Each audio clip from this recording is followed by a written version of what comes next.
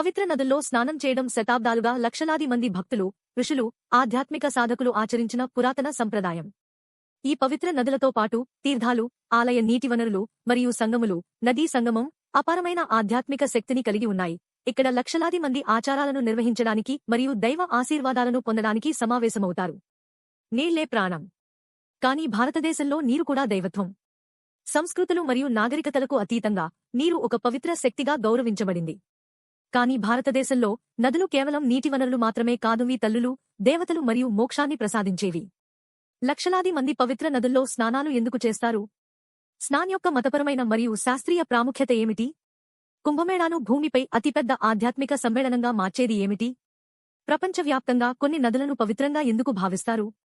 భారతదేశంలోని అత్యంత పవిత్రమైన నదుల మధ్య స్నాన్ ఆచారం మరియు వాటి ప్రపంచ ప్రాముఖ్యత మధ్య అసాధారణ ప్రయాణానికి స్వాగతం.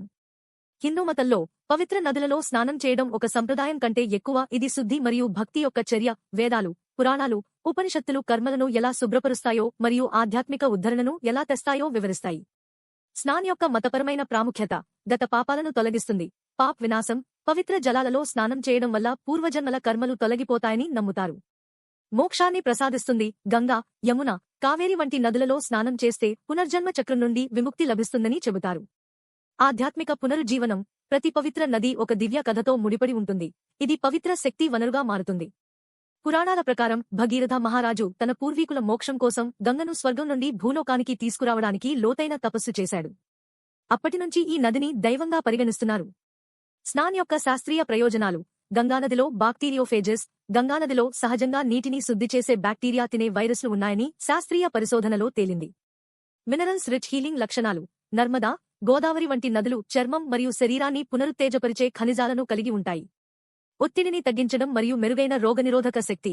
నదులలో చల్లని నీటి స్నానాలు రక్త ప్రసరణను ప్రేరేపిస్తాయి మరియు రోగనిరోధక శక్తిని పెంచుతాయి.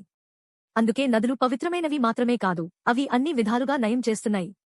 దేవాలయాలు మరియు పవిత్ర నదులు ఒక దివ్య సంబంధం. భారతదేశ ఆధ్యాత్మిక, సాంస్కృతిక అస్తిత్వాన్ని తీర్చిదిద్దిన ప్రధాన పవిత్ర నదులు. వాటి ఒడ్డున ఉన్న శక్తివంతమైన దేవాలయాల గురించి ఇప్పుడు తెలుసుకుందాం. మీరు దేవాలయాలను ఎందుకు సందర్శించాలి అనే ప్రాథమిక ప్రశ్నను మేము ఇప్పటికే పరిష్కరించాము. మీరు ఇంకా ఆ వీడియో చూడకపోతే క్రింది వివరణలో చూడండి. అలాగే పవిత్ర నదుల వెంబడి ఉన్న దేవాలయాల గురించి సవివరమైన బ్లాగులను అన్వేషించవచ్చు. లింకులు వివరణలో లభిస్తాయి. గంగా, మోక్ష నది హిందూ మతంలో పవిత్రమైన నదిగా పరిగణించబడుతుంది. దీనిని గంగా దేవతగా పూజిస్తారు. శ్రీ ఆదిశంకరాచార్యులు గంగా నదిపై రచించిన గంగాష్టకం అమ్మవారి దివ్య శక్తులను వర్ణిస్తూ రచించారు. ప్రసిద్ధ దేవాలయాలు కాశీ విశ్వనాథ, గంగోత్రి ఆలయం, హర్ కీ పౌరి, కేదార్నాథ్ ఆలయం, ప్రయాగ్రాజ్ మరియు కాళీఘాట్ ఆలయం. యమున, కృష్ణ అనుసంధానం. శ్రీకృష్ణుని లీలలతో ముడిపడి ఉన్న ఈ నది గంగానదికి ప్రధాన ఉపనది. శ్రీ ఆదిశంకరాచార్యులు రచించిన యమునా అష్టకంలో శ్రీ యమునాజీ యొక్క 8 శక్తులను, దాని దైవిక మరియు అద్భుతమైన లక్షణాలను వర్ణించారు. నది ఒడ్డున ఉన్న ప్రసిద్ధ దేవాలయాలు: యమునోత్రి ఆలయం, కేసిఘాట్, ద్వారకాధీష్ ఆలయం, బంకే బిహారీ ఆలయం, త్రివేణి సంగం. గోదావరి, దక్షిణ గంగా. దక్షిణ గంగా భారతదేశంలో 2వ పొడవైన నది. గోదావరి పుష్కరాల పండుగకు ఆతిథ్యం ఇస్తుంది. ప్రసిద్ధ దేవాలయాలు: భద్రాచలం శ్రీరామాలయం, త్రయంబకేశ్వర్ జ్యోతిర్లింగం. నర్మదా, మోక్షాన్ని ప్రసాదించే నది. నర్మదా నదిని చూసినా మోక్షం లభిస్తుందని నమ్ముతారు. ప్రసిద్ధ దేవాలయాలు: ఓంకారేశ్వర్, మహేశ్వర్ ఆలయం.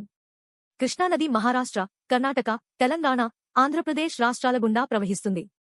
ప్రసిద్ధ దేవాలయాలు: మహాబలేశ్వర్, సాంగ్లీ, కుడాల సంగమం, అలంపూర్, విజయవాడ.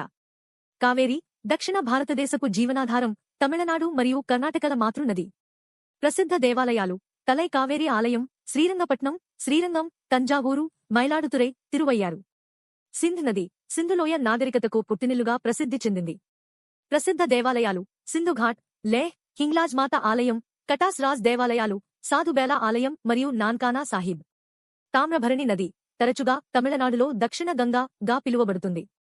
ప్రసిద్ధ దేవాలయాలు: పాపనాసం అగస్త్యూర్ ఆలయం, నెల్లయ్యప్పర్ ఆలయం, తిరుపుడైమరుత్తూర్, శంకరన్ కోవిల్, శ్రీవైకుంఠం, తిరుచెందూర్. హిందూ మతంలో 2 లేదా అంతకంటే ఎక్కువ నదుల కలయిక చాలా పవిత్రమైనదిగా నమ్ముతారు. ఇవి స్నానమాచరించే సంగములు. ఇక్కడ స్నానమాచరిస్తే ఆధ్యాత్మిక ఆశీర్వాదాలు కలుగుతాయి. త్రివేణి సంగమం, ప్రయాగ్రాజ్, యుపి, గంగా, యమున మరియు పౌరాణిక సరస్వతి యొక్క పవిత్ర సంగమం. కుంభమేళాకు ఆతిథ్యం. దేవప్రయాగ్, ఉత్తరాఖండ్, అలకనంద సంగం భగీరథిని కలుస్తుంది. రుద్రప్రయాగ్, ఉత్తరాఖండ్, సంగమం, అలకనంద, మందాకిని. నందప్రయాగ్ ఉత్తరాఖండ్ సంగం అలకనంద నందకిని. కర్ణప్రయాగ్ ఉత్తరాఖండ్ సంగమం అలకనంద పిందర్గంగా. విష్ణుప్రయాగ్ ఉత్తరాఖండ్ సంగమం అలకనంద ధౌలిగంగా. కూడుతురై సంగం తమిళనాడు కావేరి భవానీ మరియు అముద నదుల పవిత్ర కలిసే ప్రదేశం. భవానీ సంగమేశ్వర ఆలయం తమిళనాడు సంగమం భవానీ మరియు కావేరి. పూర్ణ సంగం దత్తాత్రేయ ఆలయం నాందేడ్ మహారాష్ట్ర సంగమం గోదావరి మరియు పూర్ణ. కుంభమేళా అనేది ప్రతి 12 సంవత్సరాలకు ఒకసారి ప్రయాగ్ రాజ్ హరిద్వార్ నాసిక్ మరియు ఉజ్జయినులలో జరిగే అసమాన ఆధ్యాత్మిక దృశ్యం. సముద్ర మంథనం సమయంలో ఈ 4 ప్రదేశాల్లో అమరత్వ చుక్కలు పడ్డాయని, అవి శాశ్వతంగా పవిత్రంగా మారాయని పురాణాలు చెబుతున్నాయి. మహా కుంభమేళా ప్రతి 144 సంవత్సరాలకు ఒకసారి జరుగుతుంది. కుంభమేళాతో పాటు అనేక ఇతర నదీ ఉత్సవాలు లక్షలాది మంది భక్తులను ఆకర్షిస్తాయి. కావేరీ పుష్కరాలు 12 సంవత్సరాలకు ఒకసారి, మహాపుష్కరాలు 144 సంవత్సరాలకు ఒకసారి జరుగుతాయి.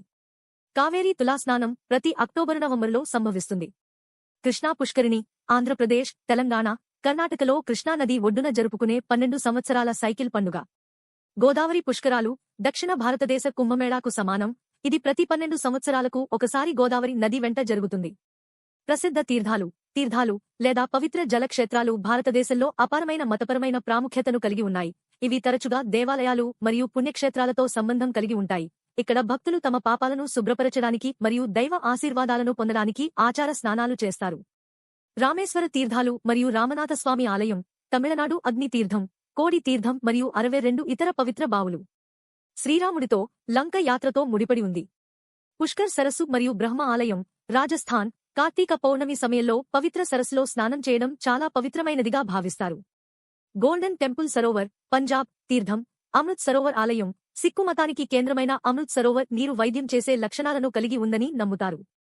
మణికర్ణిక కుండ్ మరియు కాశీ విశ్వనాథ ఆలయం ఉత్తరప్రదేశ్. పౌరాణికంగా పార్వతీదేవి శివుడితో ముడిపడి ఉంది. ఇక్కడ స్నానం చేస్తే మోక్షం లభిస్తుందని భక్తుల నమ్మకం. మహాకాళేశ్వర ఆలయం కోటి తీర్థ కర్ణాటక గోకర్ణ శివుడే స్వయంగా సృష్టించాడని నమ్ముతారు. కామాఖ్య ఆలయం మరియు సౌభాగ్యకుంట అస్సాం సతీదేవి యోనిపడిన శక్తి పీఠంగా పరిగణించబడుతుంది. పవిత్ర జలం సంతానోత్పత్తిని పెంచుతుందని మరియు ఆశీర్వాదాలను ప్రసాదిస్తుందని నమ్ముతారు. మంగళగిరి ఆలయం మరియు లక్ష్మీ నరసింహ తీర్థం ఆంధ్రప్రదేశ్ అనంతపుర సరస్సు ఆలయం కేరళ విష్ణువుకు అంకితం చేయబడింది. భవానీ సంగమేశ్వర ఆలయం మరియు తీర్థం తమిళనాడు భవానీ మరియు కావేరి నదుల సంగమం వద్ద ఉంది. పితృదేవతలకు మోక్షం కలిగించే ప్రదేశంగా భావిస్తారు. పాపవినాశం తీర్థం మరియు తిరుమల వెంకటేశ్వర ఆలయం ఆంధ్రప్రదేశ్ పాపవినాశం అంటే పాప వినాశకుడు అని అర్థం. ఆలయ దర్శనానికి ముందు ఇక్కడ స్నానం చేస్తే ఆత్మశుద్ధి అవుతుందని భక్తుల నమ్మకం. ఇంకా ఎన్నో పవిత్ర తీర్థాలు భారతదేశంలో ఉన్నాయి. నదులను పవిత్రంగా భావించే ప్రదేశం భారతదేశం మాత్రమే కాదు. జోర్డాన్ నది మధ్యప్రాచ్యం, అక్కడ యేసు బాప్టిస్టు యోహాను చేత బాప్తిస్మము పొందాడు. నైలు నది ఈజిప్టు ఆఫ్రికా పురాతన ఈజిప్టు పురాణాలలో గౌరవించబడింది. మెకాన్ నది ఆగ్నేయాసియా బౌద్ధ సంస్కృతులచే పూజించబడుతుంది. అమెజాన్ నది దక్షిణ అమెరికా స్థానిక తెగలకు లోతైన ఆధ్యాత్మిక ప్రాముఖ్యతను కలిగి ఉంది.